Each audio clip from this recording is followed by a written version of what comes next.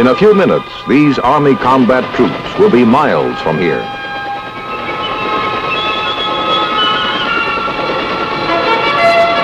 They will arrive at the place and at the time dictated by the necessities of their mission.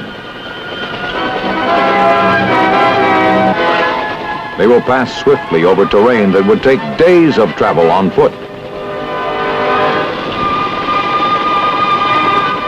They arrive fresh, fully equipped, and ready to function. This is possible because of the strange-looking, savage-sounding machines that brought them, the Army helicopters. And the men who fly the choppers are skilled, highly trained professionals, experts in this new aspect of Army mobility. Just where and how these men acquire that expertise is the subject of today's Big Picture.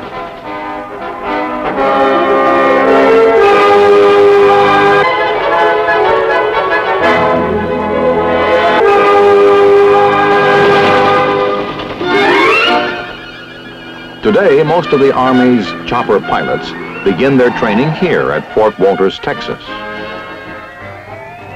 I done crashed my whirlybird. I done crashed my whirlybird. And my IP, he got killed. And my IP, he got killed. Oh my goodness, what a thrill. Oh my goodness, what a thrill. You sound on Charlie Cone. You got a name with Charlie Cone. Am I right or wrong? You're right. Can I sing a song? One of the main sources of trained copter pilots is the Army's Warrant Officer Candidate Program. Those who qualify enlist especially for copter training, and if they make it, they graduate both as warrant officers and as qualified pilots. But that day seems a long way off when a candidate first begins his pre-flight training at Fort Walters, and his new way of life is reflected by his room. Orderly, precise, disciplined.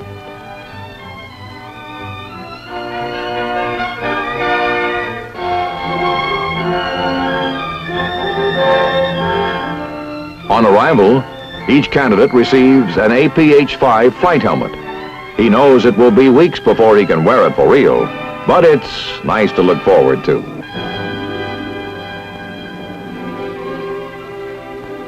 Meantime, in 4 weeks of pre-flight instruction, he is introduced to the why of aerodynamic lift, the how of heavier-than-air flight.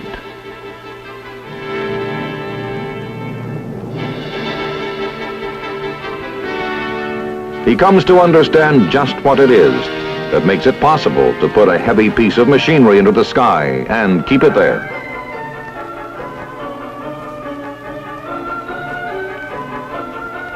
He spends a lot of time on his map reading technique because he'll be traveling across the terrain a lot faster than a man on foot who can stop and puzzle things out. He learns a new language, terms like coning and coning angle, rotor tip path plane, blade twist, pendular action, torque reaction. These come to have meaning for him eventually. And just when he thinks the big day will never come, it does.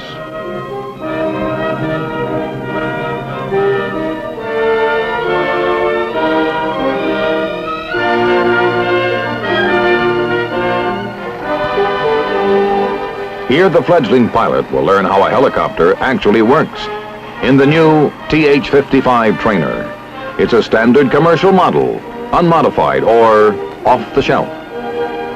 Basically, all copter controls are the same. Move this gizmo up to go up, down to go down. The stick in your right hand controls movement to the sides, forward or backward. The pedals are for keeping the copter headed where you want it headed.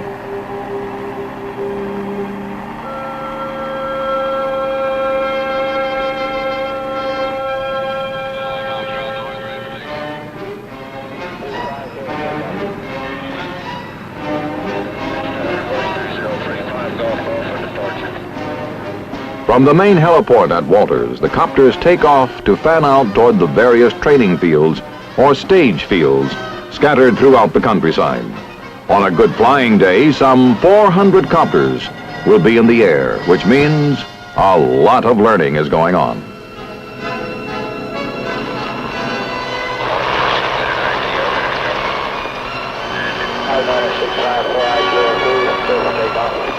644, roger. That's Charlie, Corey. 666 Foxtrot North.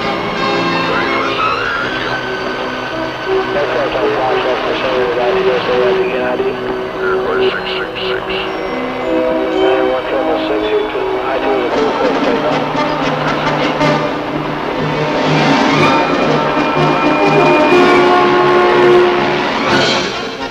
During pre-solo, the instructor pilot, or IP, is a civilian from a large company contracted for the job.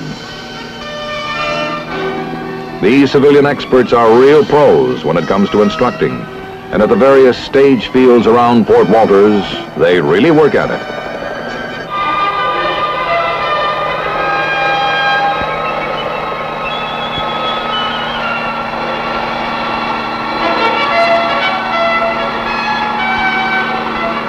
The student watches how it's done, the strange business of hovering hundreds of pounds of machinery above the ground, hanging on a set of whistling blades. For a hummingbird, it's natural. For a man strapped into a vibrating seat while something that roars and swishes picks him up and holds him, it's an experience.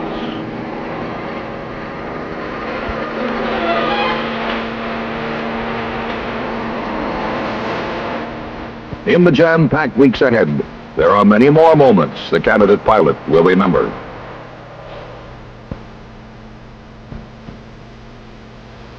For example, the sudden chilling drop, the first time the instructor cuts power and uses the unpowered whirling blades to bring the chopper down safely in a simulated emergency landing.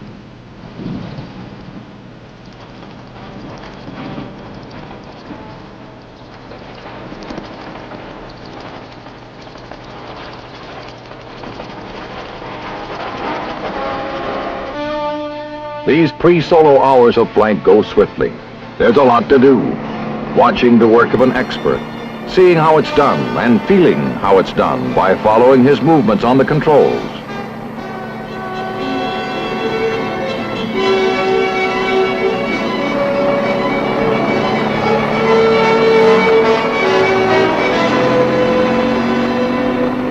Then comes another moment to remember.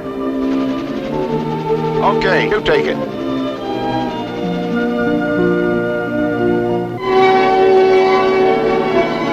Well, everybody has to start somewhere.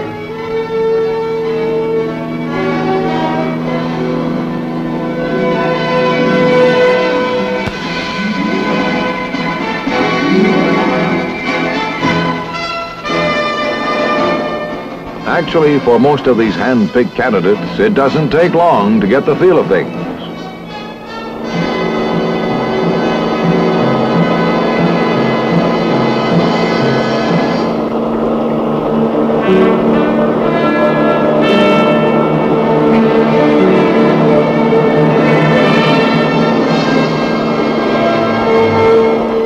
Soon the day comes when the candidate brings it in for a nice, smooth landing, and a new phase of his flight training is about to begin.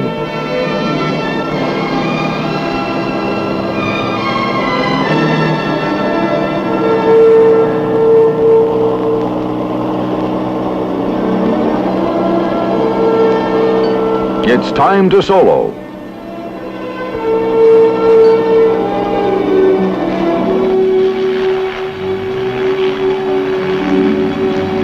He knows he's ready, or they wouldn't be sending him up alone. But it sure feels different with that other seat empty.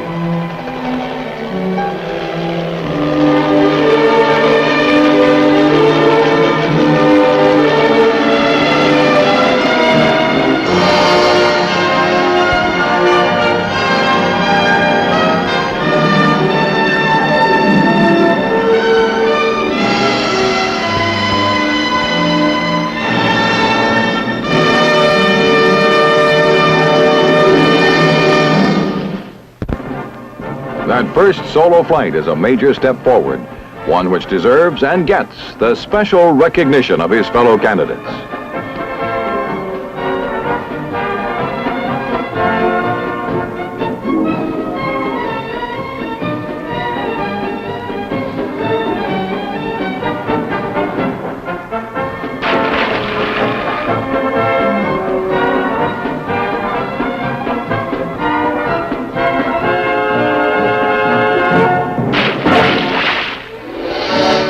Having soloed, he now wears wings on his cap. And from now on, his instructors will be experienced Army pilots, almost all of them combat veterans of Vietnam.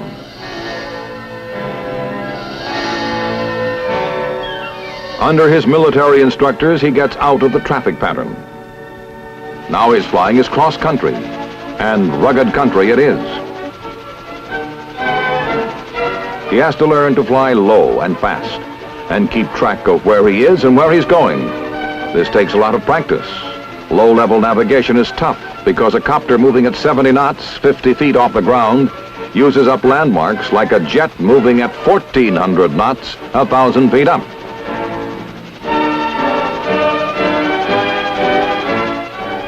Daily, as the challenges become more difficult, the candidate's ability and confidence grow.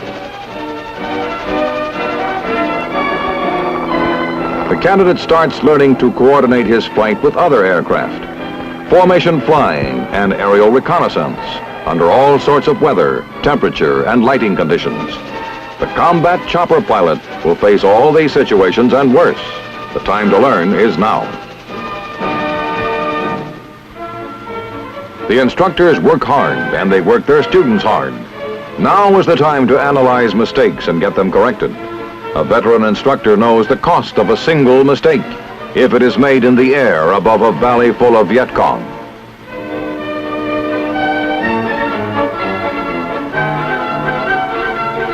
And so it goes. Half of each day is spent on the flight line, and the other half in classroom instruction, until, almost before he realizes it, he's graduating.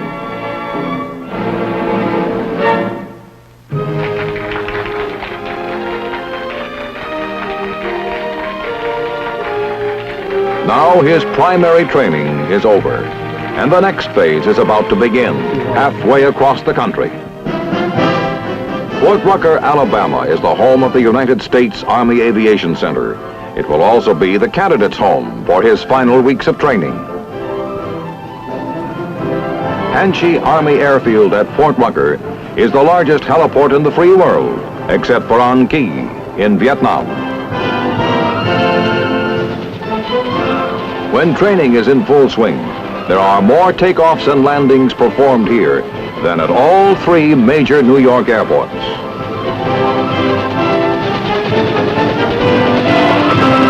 From here, on an average day, some 600 copters will be operating, and this takes elbow room, well over 3 million square feet of concrete hardtop. Still, the individual candidate is really interested only in the space it takes to accommodate one chopper, his.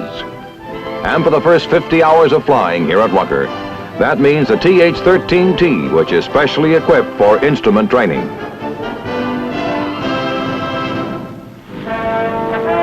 The candidate has already learned the fundamentals of flying a copter at Fort Walters. Now he must begin to master the complexities. At first glance, it looks like a lot of instruments to keep track of. And it is, but oddly enough, that isn't the problem so much as learning to trust the instruments.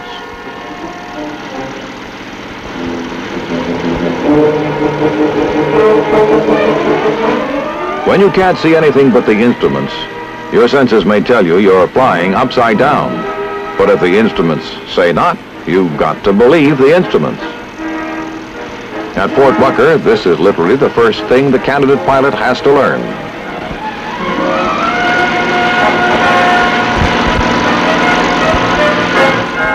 Once he has learned to trust his instrument panel rather than his easily fooled senses, the candidate learns to use that trust. He learns to navigate from point to point by homing on radio beacons, an activity known as ADF operations.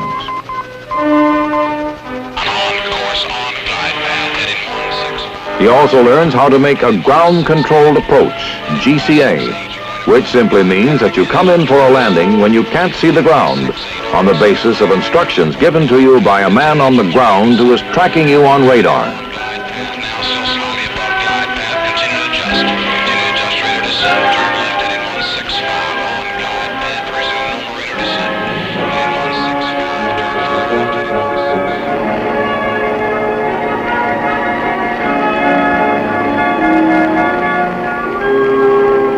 It takes a bit of learning, but it's worth the effort. This ability is like a ship's life raft. When you need it bad.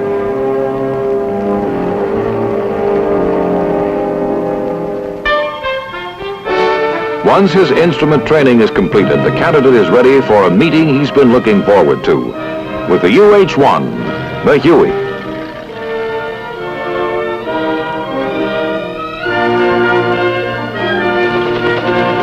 Fast, streamlined, gas turbine powered.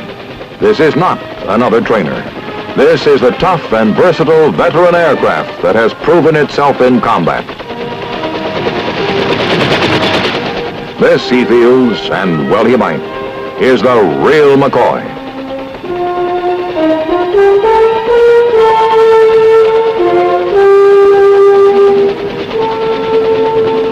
Fort Rucker has 8 stage fields to work from, and it gets full use out of all of them.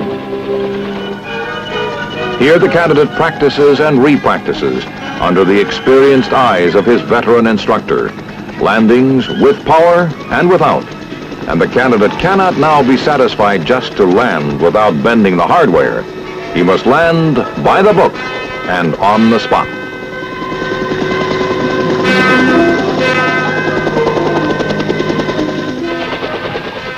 And even if he does it perfectly, it's try again.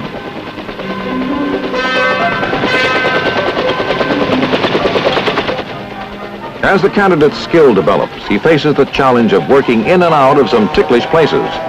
As the book calls them, pinnacles, confined areas, and slopes. As he circles to check it out, this confined area looks like just what his instructor says it is. A circle of perfect safety surrounded by disaster.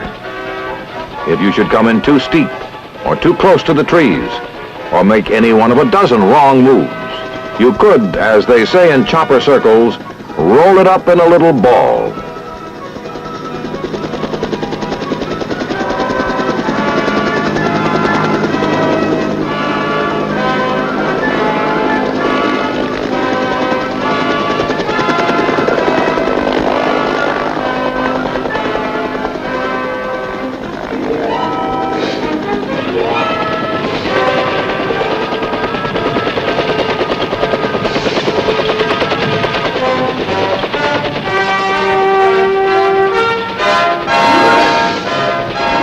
The learning goes on, and in more ways than one.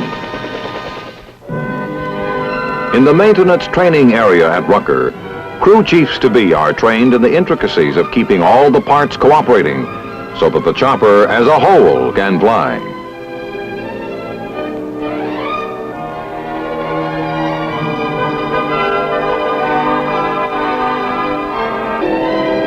No potential pilot can afford to ignore the maintenance end of things either. Here at Rucker, each candidate pilot becomes familiar with the basic operational systems of the helicopter.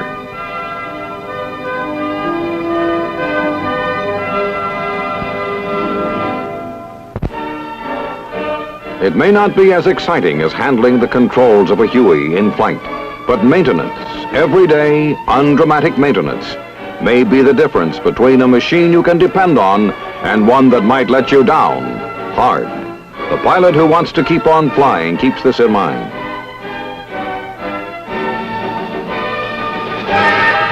And they do keep on flying, sharpening their skills, practicing the techniques that are part of combat aviation, like low-level, high-speed approaches to a target area in an armed copter.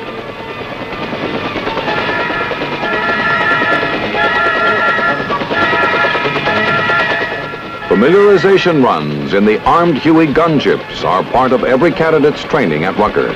The rule is, flash in just above the treetops, drop down over the machine gun range, moving fast and ready to shoot.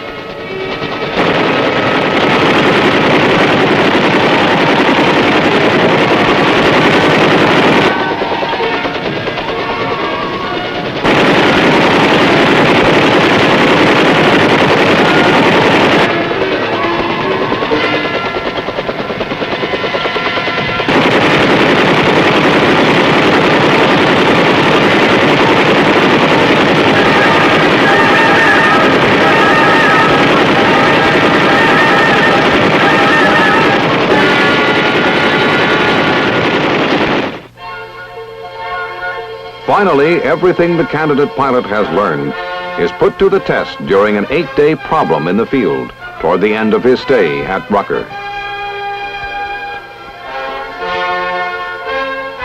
For a week and a day, he lives and works in the boondocks, getting a foretaste of the type of working conditions he'll experience overseas. Troop lift, resupply, casualty evacuation, armed reconnaissance, armed escort, day and night navigation from point to point, on schedule and on the mark. This is what this 8 days is all about. And there's no doubt in anyone's mind as to the reality of the operation they are preparing for. Here, the instructor pilots, like the battle-seasoned veterans the newcomers will fly within the combat zone, act as older brothers, advisors, and examples.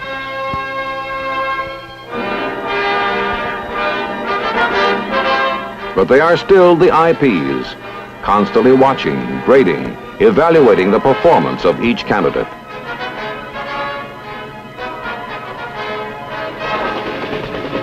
And by now, that performance is at a fairly high level.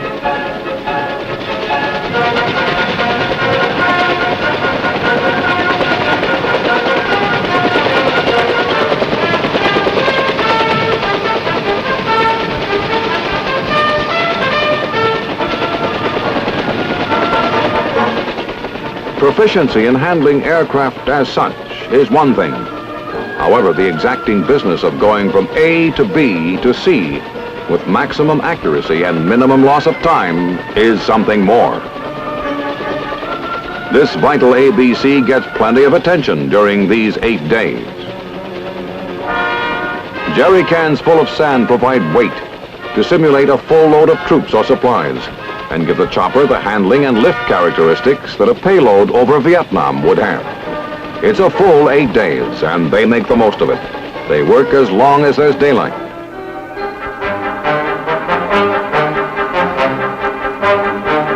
Then they work some more when there is no daylight.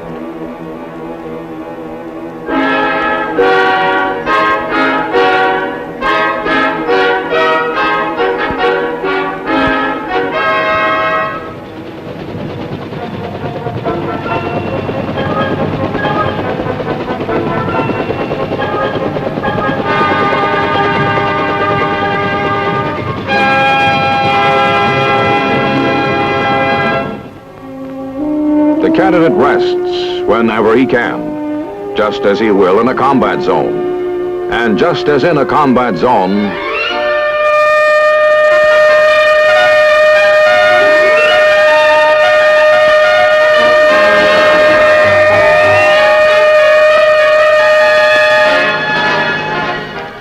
this is called an eagle flight.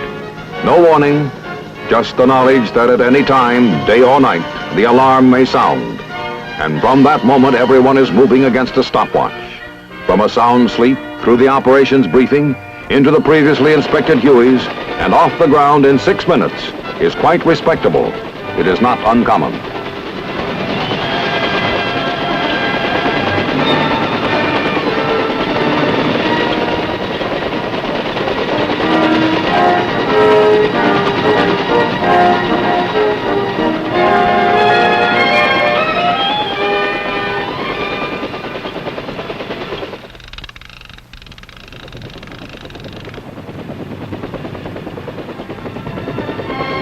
It has become a tradition that when the intensive 8 days in the field are completed, the candidates fly over the post in mass formation.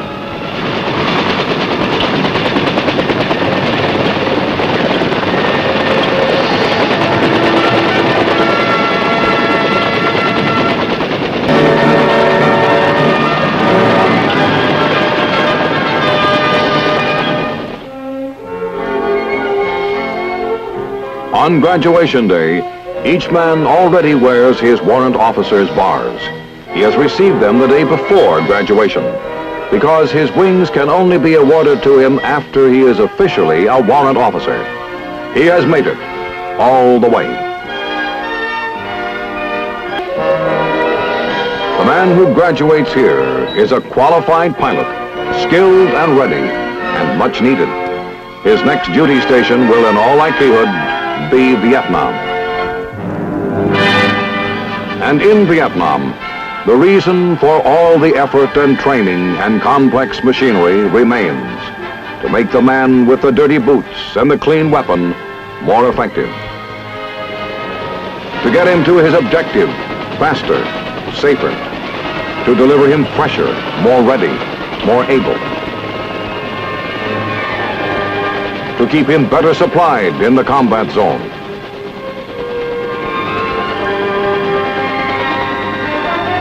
To get him to medical help faster if he should get hurt. This is what the choppers are for, and they have proven that they can do the job. So have the men who fly them. They are no less than what we called them at the start: skilled, highly trained professionals. The chopper pilots.